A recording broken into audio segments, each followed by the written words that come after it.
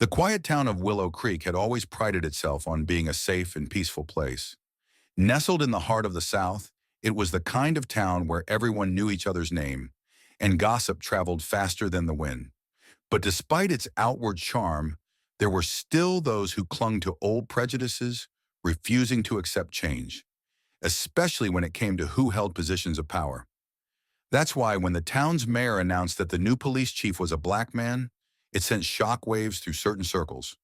Chief Elijah Carter was a decorated officer with an impeccable record, having spent years in a major city, taking down some of the most dangerous criminals. He had been brought in to clean up corruption in Willow Creek's police department, something not everyone was happy about.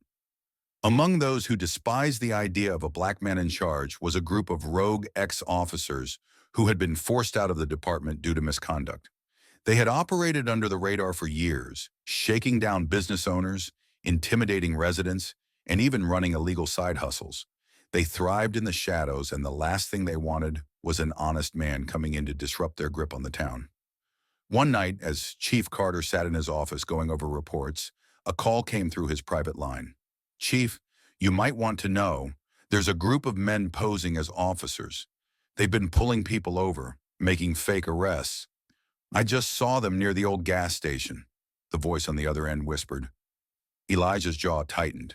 He had heard rumors about these so-called cops, but no one had been able to prove anything yet. If they were out tonight, it was the perfect chance to catch them red-handed. Instead of calling for backup, he decided to handle this himself. He wasn't just a chief who sat behind a desk. He was a man of action. Changing into plain clothes, he left his badge in his pocket, got into his unmarked car, and drove toward the location. Sure enough, just as he pulled into the lot of the old gas station, two men in police uniforms approached his vehicle. One of them knocked on the window while the other stood with his hand resting on his belt, as if ready to draw a weapon. "Step out of the car," the first man ordered. Elijah raised an eyebrow. "What seems to be the problem, officer?" "You match the description of a suspect we've been looking for," the man said, his eyes narrowing. "Step out, now." Elijah could already tell these men weren't real cops.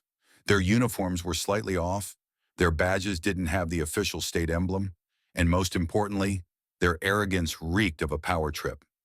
He played along, stepping out of the car slowly with his hands visible. "A suspect, huh? And what exactly am I supposed to have done?" The second man smirked. "Doesn't matter, you're coming with us. Let's just say, your kind doesn't belong around here." That was it. The moment they revealed their true intentions. Elijah exhaled slowly, keeping his composure. "You boys don't have any idea who I am, do you?" he asked, tilting his head slightly. The first man scoffed.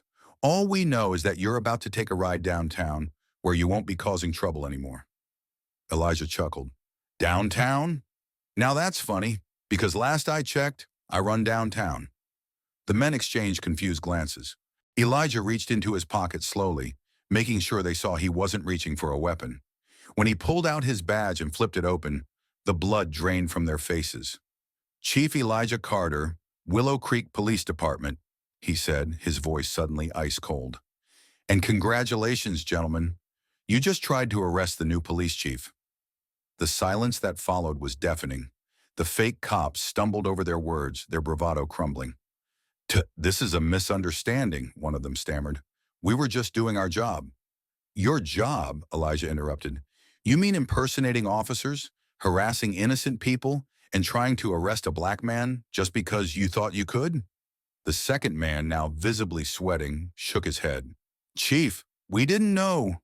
You should have known, because now you're under arrest."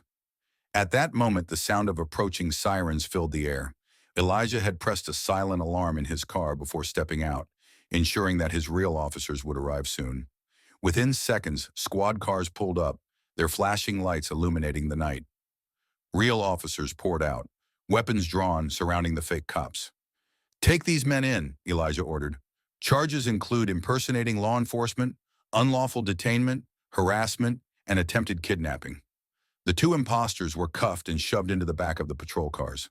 As they were driven away, Elijah turned to his officers. "Let this be a message," he said firmly. "This town is changing. We will not tolerate corruption. We will not tolerate racism, and we will not let criminals hide behind fake badges. That night, news of the incident spread like wildfire. By morning, the entire town knew what had happened. The rogue ex-cops who thought they could get away with their racist schemes had just been exposed in the most humiliating way possible. And Chief Elijah Carter? He had sent a clear message. He wasn't here to play games. He was here to clean up Willow Creek, one criminal at a time.